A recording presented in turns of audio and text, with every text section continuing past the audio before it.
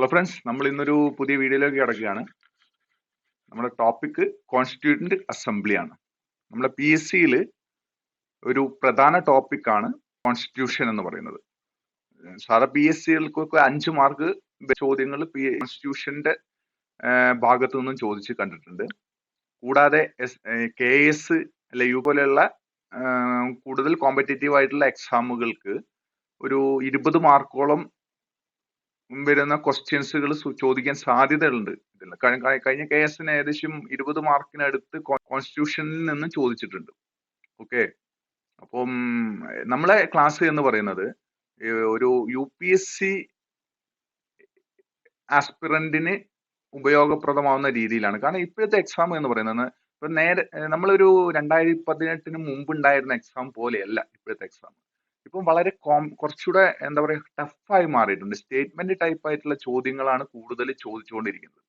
അപ്പൊ നമ്മളൊരു 100 ചോദ്യം എടുത്തു കഴിഞ്ഞിട്ടുണ്ടെങ്കിൽ അതിൽ സാധാ PYQs എന്ന് പറഞ്ഞിട്ടുണ്ടെങ്കിൽ കുറച്ച് ചോദ്യങ്ങളാണ് PYQs. ബാക്കിയൊക്കെ എന്ന് പറഞ്ഞാൽ സ്റ്റേറ്റ്മെന്റ് ടൈപ്പ് ചോദ്യങ്ങളാണ് വരുന്നത്. കൂടുതലും സ്റ്റേറ്റ്മെന്റ് ടൈപ്പ് ചോദ്യങ്ങളായതുകൊണ്ട് തന്നെ ആ രീതിയിൽ നമ്മൾ കുറച്ചുകൂടെ ഇൻഡെപ്ത് ആയിട്ട് പഠിച്ചിട്ടില്ലെങ്കിൽ നമുക്ക് ഒരു എക്സാം വേണ്ട രീതിയിൽ യൂട്ടിലൈസ് ചെയ്യാൻ പറ്റില്ല. അതായത് വളരെ പെരിഫറൽ ആയിട്ട് പോയിട്ട് നമ്മൾ ചിലപ്പോൾ നേരത്തെ പഠിച്ചിട്ടുണ്ടായിരുന്നത് ആർട്ടിക്കിൾസ് അല്ലെങ്കിൽ മിനിസ്റ്റേഴ്സ് അല്ലെങ്കിൽ അതിൽ ഈ കോൺസ്റ്റിറ്റ്യൂവന്റ് അസംബ്ലിയുടെ ഭാഗമായിട്ടുള്ള കുറച്ച് ആളുകളുടെ പേര് അങ്ങനെയൊക്കെ ആയിട്ടും പഠിച്ചിട്ടുണ്ടാവും. പക്ഷെ ഇപ്പോ അത് പോരാ. അതുകൊണ്ട് തന്നെ നമ്മൾ കുറച്ചുകൂടി ഇൻഡെപ്ത് ആയിട്ട് പഠിക്കുക. ആ രീതിയിലാണ് നമ്മൾ ക്ലാസ് പോകുന്നത്. അപ്പം ഈ ഒരു കോൺസ്റ്റിറ്റ്യൂവന്റ് അസംബ്ലിയിലേക്ക് നമ്മൾ ഈ ഒരു ചാപ്റ്ററിലേക്ക് കടക്കുന്നതിന് മുമ്പ് ഞാൻ നിങ്ങളോട് കുറച്ച് കാര്യങ്ങൾ പറയട്ടെ. നമുക്ക് എന്തിനാണ് ഒരു കോൺസ്റ്റിറ്റ്യൂഷൻ? എന്തിനാണ് നമുക്കൊരു constitution? What do you mean by constitution? Why do we need a constitution? ഇത് രണ്ട് പ്രധാന ചോദ്യങ്ങളാണ്. എന്താണ് കോൺസ്റ്റിറ്റ്യൂഷൻ കൊണ്ട് അർത്ഥമാക്കുന്നത്?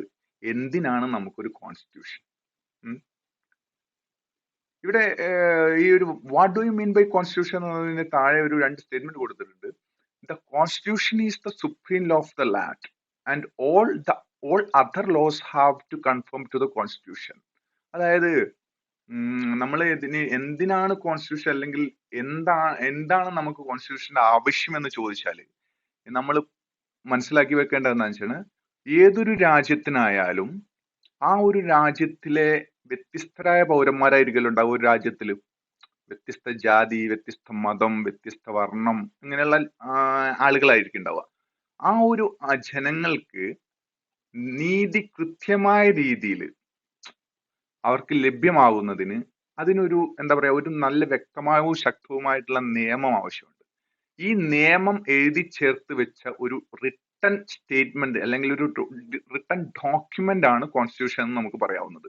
ഏറ്റവും സിമ്പിൾ ആയിട്ട് പറയാം, എന്താണ് ഒരു രാജ്യത്തെ പൗരന്മാർക്ക് വേണ്ട അവകാശങ്ങള്, അവരുടെ അവകാശങ്ങൾ എന്തൊക്കെയാണ്, അല്ലെ അവർക്ക് എങ്ങനെയാണ് അവകാശങ്ങൾ ലഭ്യമാകേണ്ടത്, അവരെന്തൊക്കെ നിയമങ്ങൾ അനുസരിക്കണം, എന്തൊക്കെ നിയമങ്ങൾ അനുസരിക്കേണ്ട, എന്തൊക്കെ നിയമലംഘനങ്ങൾ അവർ ചെയ്തിട്ടുണ്ടെങ്കിൽ അത് ക്രൈമാണ്, അങ്ങനെ തുടങ്ങിയ ഒട്ടനവധി നിയമങ്ങളുണ്ട്. ഈ നിയമങ്ങളുടെ ഒരു ലീഗൽ ആയിട്ടുള്ള ഒരു റിട്ടൺ സ്റ്റേറ്റ്മെന്റ്, ഒരു ഡോക്യുമെന്റ് ആണ് കോൺസ്റ്റിറ്റ്യൂഷൻ എന്ന് പറയുന്നത്. ഓക്കെ, ഭരണഘടനയാണ് രാജ്യത്തിന്റെ ഒരു പരമോന്നത നിയമം എന്നാണ് ഇവിടെ പറയുന്നത്.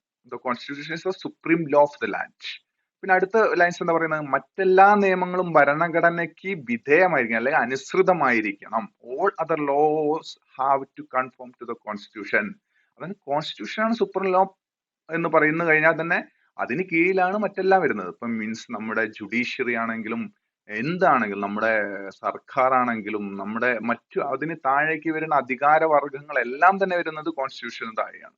ആ കോൺസ്റ്റിറ്റ്യൂഷൻ ആണ് ഈ ഒരു രാജ്യത്തിന്റെ പരമോന്നത നിയമം നിശ്ചയിക്കുന്നത്. ഓക്കെ, അപ്പം നെക്സ്റ്റ് വരുന്നത് എന്താ, why do we need a constitution? നമുക്ക് എന്തിനാണ് ഒരു കോൺസ്റ്റിറ്റ്യൂഷൻ? എന്തിനാണ് നമുക്കൊരു ഭരണഘടന? We need a constitution to govern a country properly. അവിടെ വ്യക്തമായിട്ട് പറയുന്നത് എന്താണ്? നമ്മുടെ ഒരു രാജ്യം വ്യക്തമായിട്ട് ഭരിക്കപ്പെടുന്നതിന് വേണ്ടിയിട്ട്. നമ്മളിപ്പോ ഒരു രാജ്യമുണ്ട്, ആ രാജ്യത്ത് നമുക്ക് തോന്നിയതുപോലെ അധികാരം കൈയാളാൻ പറ്റുമോ? നമ്മളത് ഒരു ലിബറൽ സ്റ്റേറ്റ് ആണ്, ഒരു ഫെഡറൽ സ്റ്റേറ്റുമാണ്. എന്നാൽ എന്താണ്, നമ്മള് ഇപ്പൊ സ്റ്റേറ്റിന് അധികാരമുണ്ട്, അതുപോലെ തന്നെ എന്താണ് കേന്ദ്രത്തിനും അധികാരമുണ്ട്. എന്നാൽ ചില നിയമങ്ങൾക്ക് നമുക്ക് എന്താണ് കേന്ദ്രത്തിനും സ്റ്റേറ്റിനും ഒരുപോലെ അധികാരമുണ്ട്. മീൻസ് നമ്മള് ഫെഡറൽ ആണ്, ബട്ട് എന്താണ്, നമ്മളൊരു യൂണിറ്ററി പവർ ഉള്ള ഒരു രാഷ്ട്രമാണ്. നമ്മുടെ ഫെഡറൽ സംവിധാനത്തിന് ചില കാര്യങ്ങളിൽ യൂണിറ്ററി ബയാസ്ഡ് ആണ് നമ്മൾ. ഓക്കെ, ഇന്ത്യയുടെ കോൺസ്റ്റിറ്റ്യൂഷൻ എന്ന് വെച്ചാൽ നമ്മളെ ഭരിക്കപ്പെടുന്നതിന് വേണ്ടിയിട്ട് നമുക്കൊരു പൊതുവായ നിയമങ്ങൾ ആവശ്യമുണ്ട്. അതുകൊണ്ടാണ് നമുക്കൊരു കോൺസ്റ്റിറ്റ്യൂഷൻ ഉണ്ടാക്കേണ്ട ആവശ്യം വരുന്നത്. We need a constitution to govern our country properly. Constitution is to specify who has the power to make decision in society. സൊസൈറ്റിയിൽ അല്ലെങ്കിൽ സമൂഹത്തിൽ ആർക്കാണ് അധികാരം എന്ന് നിശ്ചയിക്കുന്നത്, ഡിസിഷൻ എടുക്കാനുള്ള അധികാരം ആർക്കാണ് എന്ന് നിശ്ചയിക്കുന്ന ആരാണ്? കോൺസ്റ്റിറ്റ്യൂഷൻ ആണ് സ്പെസിഫൈ ചെയ്യുന്നത്. Okay, constitution defines the nature of political system of country. വ്യക്തമാക്കുന്നത് ഭരണഘടന ഒരു രാജ്യത്തിന്റെ രാഷ്ട്രീയ വ്യവസ്ഥയുടെ സ്വഭാവം നിർവചിക്കുന്നു എന്നാണ് എന്ത് പറയുന്നത്? കോൺസ്റ്റിറ്റ്യൂഷൻ ആണ് ഒരു രാജ്യത്തിന്റെ രാഷ്ട്രീയ സംവിധാനത്തിന്റെ സ്വഭാവം നിർണ്ണയിക്കുന്നത്. ഓക്കെ, ഇപ്പൊ നമ്മൾ ഈ ഒരു കോൺസ്റ്റിറ്റ്യൂഷൻ അസംബ്ലിയുടെ ഒരു രൂപീകരണം അല്ലെങ്കിൽ കോൺസ്റ്റിറ്റ്യൂഷന്റെ ഒരു ആവശ്യമൊക്കെ ഉണ്ടാവുന്നത് നമുക്ക് 1936-40 ഈ ഒരു സമയത്തിലാണ് ഉണ്ടാവുന്നത്. ആ സമയത്ത് ലോകത്ത് ചില സംഭവങ്ങൾ നടന്നുകൊണ്ടിരിക്കുകയായിരുന്നു. ആ സമയത്താണ് എന്ത്, world war II, world war II. ആ സമയത്ത് ബ്രിട്ടീഷുകാരുടെ ഒരു ആവശ്യമായിരുന്നു എന്ത്, നമ്മുടെ ഇന്ത്യൻ പട്ടാളക്കാർ അവരുടെ ആർമിയിൽ പോയി അവർക്ക് വേണ്ടി യുദ്ധം ചെയ്യണമെന്ന്. അപ്പൊ അതിനു മുമ്പേ നമ്മൾ എന്താണെന്ന് വെച്ച് കഴിഞ്ഞാൽ നമുക്ക് ഒരു സ്വതന്ത്ര പരമാധികാര രാഷ്ട്രവും കോൺസ്റ്റിറ്റ്യൂഷനും വേണമെന്ന ആവശ്യമൊക്കെ നമ്മുടെ ഭാഗത്തു നിന്ന് ഉണ്ടായിട്ടുണ്ട്. ആദ്യമായിട്ട് ഒരു ആവശ്യം മുന്നോട്ട് വെക്കുന്നത് MN റോയി ആണ്. ഇങ്ങനെ ഒരു ആവശ്യം ഉണ്ടായപ്പോൾ തന്നെ ഈ ബ്രിട്ടീഷുകാര് അന്ന് നമ്മൾ ബ്രിട്ടീഷ് ഭരണത്തിന് കീഴിലാണല്ലോ. അന്ന് ബ്രിട്ടീഷുകാർ നമ്മളോട് പറയുന്നത് എന്താണെന്ന് വെച്ചാൽ, നിങ്ങൾക്ക് ഞങ്ങൾ സ്വാതന്ത്ര്യവും തരാം, നിങ്ങൾക്ക് ഒരു ഭരണഘടനയും ഉണ്ടാക്കി തരാം, പക്ഷെ നിങ്ങൾ എന്ത് ചെയ്യണം? ഞങ്ങളൊപ്പം യുദ്ധത്തിൽ പങ്കെടുക്കണം. ആ ആവശ്യത്തെ നമ്മൾ മനോഹരമായി അങ്ങോട്ട് നിഷേധിക്കുകയാണ് ചെയ്യുന്നത്. ഓക്കെ, അപ്പൊ അടുത്ത സ്ലൈഡ് എന്താണെന്ന് നോക്കാം നമുക്ക്. അപ്പം ഡിമാൻഡ് ഫോർ കോൺസ്റ്റിറ്റ്യൂഷൻ അസംബ്ലി, ഭരണഘടനാ നിർമ്മാണ സഭയ്ക്ക് വേണ്ടിയുള്ള ആവശ്യങ്ങൾ ഉന്നയിക്കുകയാണ്. എപ്പോഴാണ്? It was in 1934 that the idea of Constituent Assembly for India was put forward for the first time by M.N. Roy, a pioneer of Communist Movement India. ഒരു communist പ്രസ്ഥാനത്തിൽ അംഗമായിരുന്ന ഒരാളാണ് MN റോയ്. ഈ MN റോയ് ആദ്യമായിട്ട് 1934 നമുക്കൊരു ഭരണഘടന വേണമെന്ന ആവശ്യം മുന്നോട്ട് വെക്കുന്നത്. അദ്ദേഹത്തിന്റെ പത്രം പാട്രിയോട്ട് എന്ന ഒരു പത്രമുണ്ട്. ആ ഒരു പത്രത്തിൽ കൂടെയാണ് നമുക്കൊരു ഭരണഘടന വേണമെന്ന ഒരു ആവശ്യം മുന്നോട്ട് വെക്കുന്നത്. ഓക്കെ, അതിനുശേഷം അന്ന് ഉണ്ടായിരുന്ന ഒരു പാർട്ടിയാണ് സ്വരാജ് പാർട്ടി. സ്വരാജ് പാർട്ടി എന്ന് പറഞ്ഞുകൊണ്ട് 1934-33 ആ സമയത്ത് ഉണ്ടാവുകയും പിന്നീട് അത് ആ പാർട്ടി പിരിച്ചുവിടുകയാണ് ചെയ്യുന്നത്. ആ ഒരു പാർട്ടി പിന്നെ മുന്നോട്ട് വെച്ച് അതിനുശേഷം, അതായത് MN റോയിക്ക് ശേഷം ഈ ഒരു പാർട്ടി ആദ്യമായിട്ട് ആവശ്യപ്പെട്ട പാർട്ടി മീൻസ് മറ്റേതൊരു വ്യക്തിയാണ്, ഇതൊരു പാർട്ടി ആവശ്യപ്പെടുന്നത് എന്ന് വെച്ചിട്ടുണ്ടെങ്കിൽ അത് സ്വരാജ് പാർട്ടിയാണ്. അത് 1935 നമുക്ക് നമ്മുടെ രാജ്യത്തിന് ഒരു ഭരണഘടന വേണമെന്ന ഒരു ആവശ്യം മുന്നോട്ട് വെക്കുന്നത്. അതിനുശേഷം 1935 തന്നെ, അതായത് 1935 Indian national Congress INC, Indian national Congress for the first time ആദ്യമായിട്ട് എന്താ പറയുക, ഒഫീഷ്യലി, നേരത്തെ ഒന്നും ഒഫീഷ്യലി അല്ല, അതൊക്കെ അവരാണ് ഒരു പത്രത്തിൽ കൂടെ MN റോയ് ഡിമാൻഡ് ചെയ്യാണ്. മറ്റേത് അതേപോലെ തന്നെ ഒരു സ്വരാജ് പാർട്ടി ഒരു പറഞ്ഞു പോവുകയാണ്, നമുക്കൊരു കോൺസ്റ്റിറ്റ്യൂന്റ് അസംബ്ലിയുടെ ആവശ്യമുണ്ട്, അല്ലെങ്കിൽ ഒരു ഭരണഘടന ആവശ്യമുണ്ട് എന്നൊക്കെ പറഞ്ഞു പോവുകയാണ്. എന്നാൽ അത് 1935 ആകുമ്പോഴേക്കും ഇന്ത്യൻ നാഷണൽ കോൺഗ്രസ് എന്ന ഒരു പൊളിറ്റിക്കൽ സംഘടന എന്ത് ചെയ്തു? അത് ഏറ്റെടുക്കുകയും അത് ഒഫീഷ്യലി അവർ ഡിമാൻഡ് ചെയ്യുകയും ചെയ്തു, constituent assembly to frame constitution of India. In 1938, Jawaharlal Nehru, on behalf of the INC, declares that the Constitution of Free India must be framed without outside interference by a Constituent Assembly elected on the basis of adult franchise. Means ഇന്ത്യയെ foreign പവറിൽ നിന്നും മുക്തമാക്കിക്കൊണ്ട് ഒരു സ്വതന്ത്രമായ ഒരു Indian ഭരണഘടന വേണം എന്ന് INCയെ പ്രതിനിധീകരിച്ചുകൊണ്ട്, INC എന്ന ഇന്ത്യൻ നാഷണൽ കോൺഗ്രസിന്റെ പ്രതിനിധിയായി നിന്നുകൊണ്ട് ജവഹർലാൽ നെഹ്റു ആവശ്യപ്പെടുകയാണ്. അദ്ദേഹം മറ്റു ചില കാര്യങ്ങളിലൂടെ അവിടെ പറയണ്ടായി, അഡൽട്ട് ഫ്രാഞ്ചൈസിന്റെ ബേസിസിലായിരിക്കണം നമ്മൾ ഇലക്ഷൻ കണ്ടക്ട് ചെയ്യുന്നത്. ഈ ഒരു കാര്യത്തിൽ ഈ കോൺസ്റ്റിറ്റ്യൂന്റ് അസംബ്ലി ഇതിനു വേണ്ടി തെരഞ്ഞെടുക്കുന്നത് എങ്ങനെയായിരിക്കണം? Adult franchise based. Adult franchise എന്ന് പറഞ്ഞാൽ എന്താണ്? നമ്മള് പൊതുവെ എന്താണ്, ഒരു രാജ്യത്ത് വോട്ട് ചെയ്യാനുള്ള ഒരു പ്രായപരിധി ഉണ്ട്, അത് 18 വയസ്സിൽ കൂടുതലായിരിക്കണം എന്നാണ് നമ്മൾ ഇപ്പോഴത്തെ നിയമം. അപ്പോൾ ആ ഒരു ബേസ്ഡ് ആയിരിക്കണം. അങ്ങനെ അഡൽട്ട് ഫ്രാഞ്ചൈസ്ഡ് ആയിട്ടുള്ള ആളുകളെ ഇലക്ട് ചെയ്തുകൊണ്ടായിരിക്കണം നമ്മുടെ ഭരണഘടന. അതും നമ്മൾ വിദേശ ശക്തികളിൽ നിന്നും മുക്തമായിരിക്കണം. മീൻസ് നമ്മുടെ ഒരു സ്വതന്ത്ര ഭരണഘടന, നമ്മളെ രാജ്യത്തിന്റെ കാര്യങ്ങൾ നിശ്ചയിക്കേണ്ടത് നമ്മളാണ്. അതുകൊണ്ട് തന്നെ അതിൽ മറ്റ് ഫോറിൻ കൺട്രീസ് മീൻസ് ബ്രിട്ടീഷ് പോലെയുള്ള അധിനിവേശ ശക്തികൾക്കൊന്നും അതിൽ സ്ഥാനം ഉണ്ടായിരിക്കരുത്, അവരുടെ നിയന്ത്രണത്തിലായിരിക്കരുത് എന്നൊക്കെയുള്ള ഒരു ആവശ്യത്തോടു കൂടിയാണ് അദ്ദേഹം ഇത് അവതരിപ്പിക്കുന്നത്. ഇത് ജവഹർലാൽ നെഹ്റു 1938 ഇത് അവതരിപ്പിക്കുന്നത്. ശേഷം demand was finally accepted in principle by the British government in what is known as the August offer of 1940. അപ്പൊ 1940 ഓഗസ്റ്റ് ഓഫർ എന്ന് പറയുന്ന ഒരു ഓഫർ മുന്നോട്ട് വെക്കുന്നത്. ആര്? ബ്രിട്ടീഷുകാരാണ് ഈ ഓഫർ മുന്നോട്ട് വെക്കുന്നത്. ഈ ഒരു ഓഫർ ഞാൻ നേരത്തെ പറഞ്ഞല്ലോ, എന്താ വെച്ചാൽ ആ സമയത്ത് നമ്മുടെ എന്താണ് വേൾഡ് വാർ സെക്കൻഡ് നടന്നുകൊണ്ടിരിക്കുന്ന സമയമാണ് ലോകത്ത്. അപ്പം വേൾഡ് വാർ സെക്കൻഡ് നടന്നുകൊണ്ടിരിക്കുമ്പം ബ്രിട്ടീഷുകാരുടെ ഒരു കോളനിയാണല്ലോ ഇന്ത്യ എന്ന് പറയുന്നത്. അപ്പൊ ഈ കോളനിയിലുള്ള ആളുകളെ ആർമീസ്, നമ്മുടെ പട്ടാളക്കാരെയൊക്കെ അവിടെ കൊണ്ടുപോയിട്ട് അവരുടെ പട്ടാളത്തിൽ ചേർത്തിട്ട് ലോക മഹായുദ്ധത്തിൽ പങ്കെടുപ്പിക്കണം എന്നുണ്ട്. ആ ഒരു ആവശ്യം അവർ മുന്നോട്ട് വെക്കുകയാണ്. എങ്ങനെ?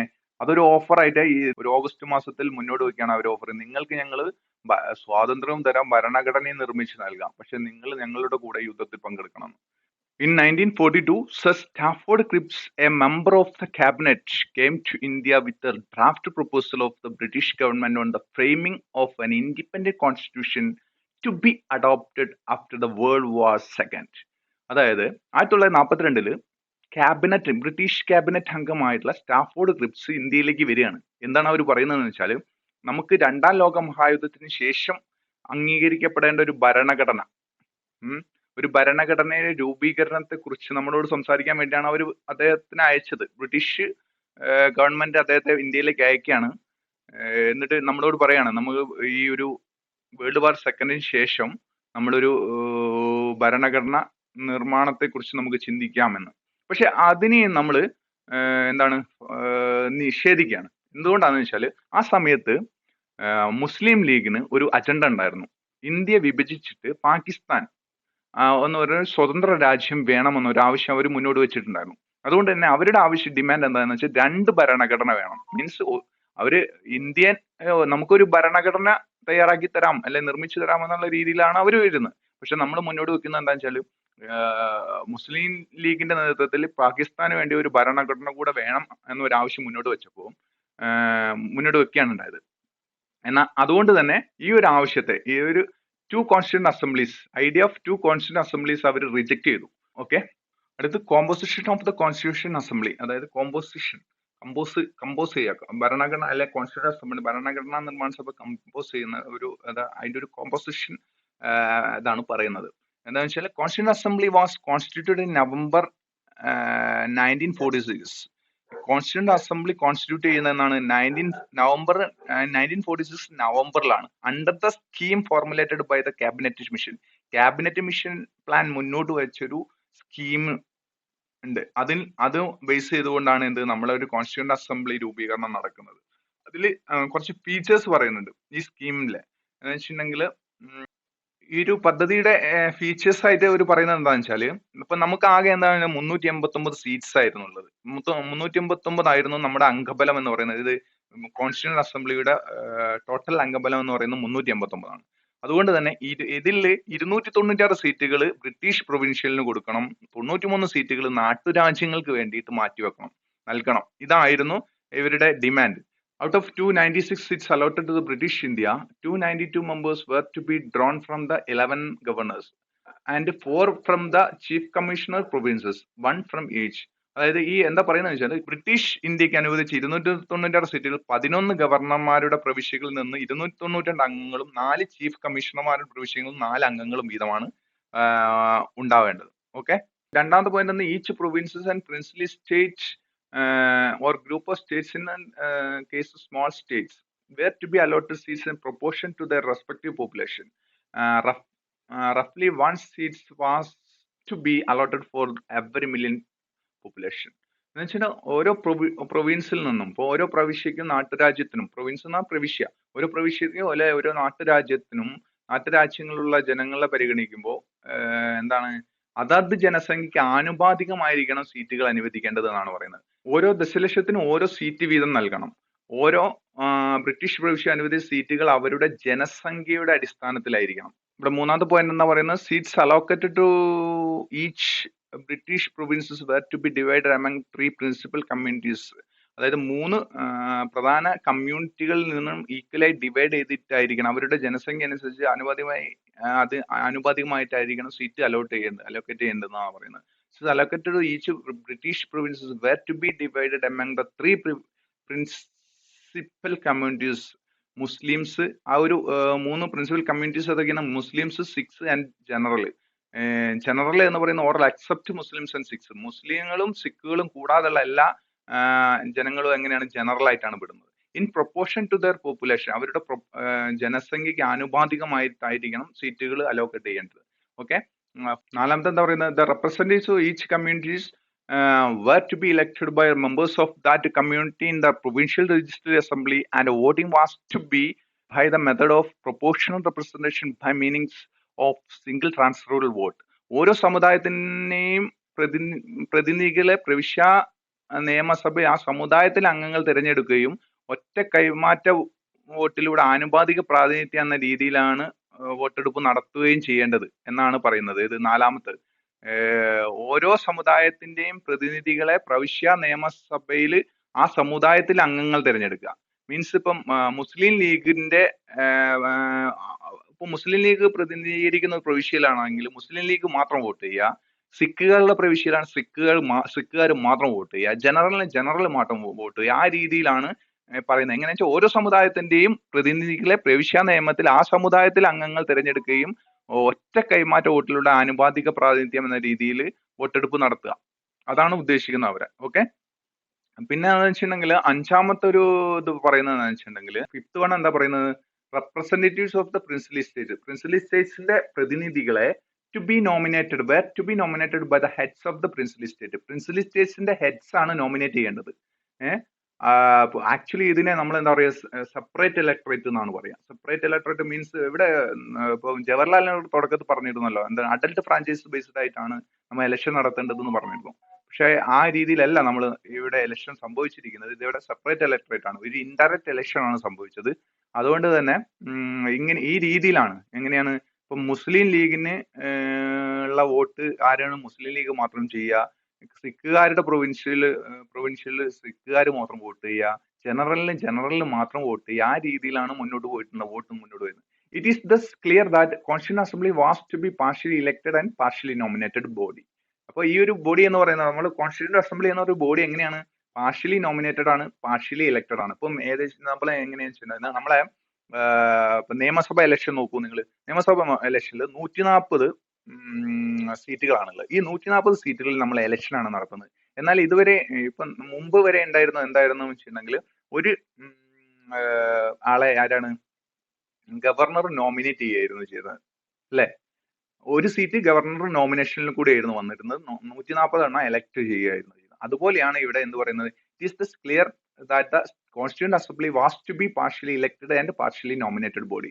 ഇത് ഭാഗികമായി എന്താണ്? ഇലക്ടഡ് ആണ്, ഭാഗികമായി നോമിനേറ്റ് ചെയ്ത ബോഡിയാണ്. ഈ 93 സീറ്റുകൾ എന്ന് പറയുന്നത് ഇത് പ്രിൻസിലി സ്റ്റേറ്റിന്റെ 93 സീറ്റുകളെ പ്രിൻസിലി സ്റ്റേറ്റിന്റെ ഹെഡ് തലവന്മാര് നോമിനേറ്റ് ചെയ്യാണ് ചെയ്യുന്നത്. എന്നാൽ ബ്രിട്ടീഷ് പ്രൊവിൻഷ്യലുള്ള സീറ്റുകൾ 296 സീറ്റുകൾ എങ്ങനെയാണ്? ഇലക്ടഡ് ആണ്. ഓക്കെ. അതുകൊണ്ട് തന്നെ ഇതെന്താണ്? ഒരു ഇൻഡയറക്റ്റ് ഇലക്ഷൻ എന്ന് നമുക്ക് പറയാം. ഒരു സെപ്പറേറ്റ് ഇലക്ടറേറ്റ് ആണ് ഇവിടെ സംഭവിക്കുന്നത്. ഓക്കെ.